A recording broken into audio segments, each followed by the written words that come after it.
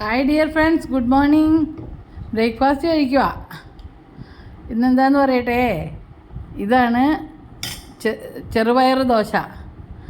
ചെറുപയർ ഇന്നലെ വൈകുന്നേരം രാത്രി വെള്ളത്തിലിട്ടതാണ്. അത് കുതിർന്നിട്ട് ഇപ്പം മിക്സിയിൽ അരച്ചു. കാന്താരി മുളകും ഒരു സ്പൂൺ നാളികേരവും 2 ഉള്ളിയും കൂടി അരച്ചിട്ട് അല്പം കായപ്പൊടിയും ഇട്ടു. ആ ദോശയാണ് ചെറുപയർ ദോശ. ദേ 2 എണ്ണം. ഇത് റിച്ചാണ്, less carb, high protein, fibre ആണ്. ഇതാ, പിന്നെ അതിന് കറി ഈ ചെറുപയർ തന്നെയാണ്. ചെറുപയറും ചെറുകിഴങ്ങെന്ന് പറഞ്ഞാൽ ഒരു നമ്മുടെ പറമ്പിലുണ്ടാവുന്ന ഒരു കിഴങ്ങാണ്. അതൊരു ഈസ്ട്രജൻ ആണെന്നാണ് പറഞ്ഞത്. അതിൻ്റെ ഫുൾ ഈസ്ട്രജൻ ന്യൂട്രീഷൻ പറഞ്ഞത്. ഷുഗറുകാർക്ക് അത്ര നല്ലതല്ല, പക്ഷേ ചെറുപയറ കൂടുതലിട്ടാണ്. അപ്പോൾ അത് രണ്ടും കൂടെ വേവിച്ചിട്ട് കാന്താരി മുളകും നാളികേരവും ജീരകവും അരച്ചിട്ട് കരിവേപ്പിലായിട്ട് വെളിച്ചെണ്ണ ഒഴിച്ചു. പിന്നെ സാമ്പാറെന്ന് പറഞ്ഞാൽ മത്തങ്ങ സാമ്പാറാണ്. ചെറുപയർ പരിപ്പിട്ട് മത്തങ്ങ വയ്ക്കുന്ന മത്തങ്ങ സാമ്പാർ.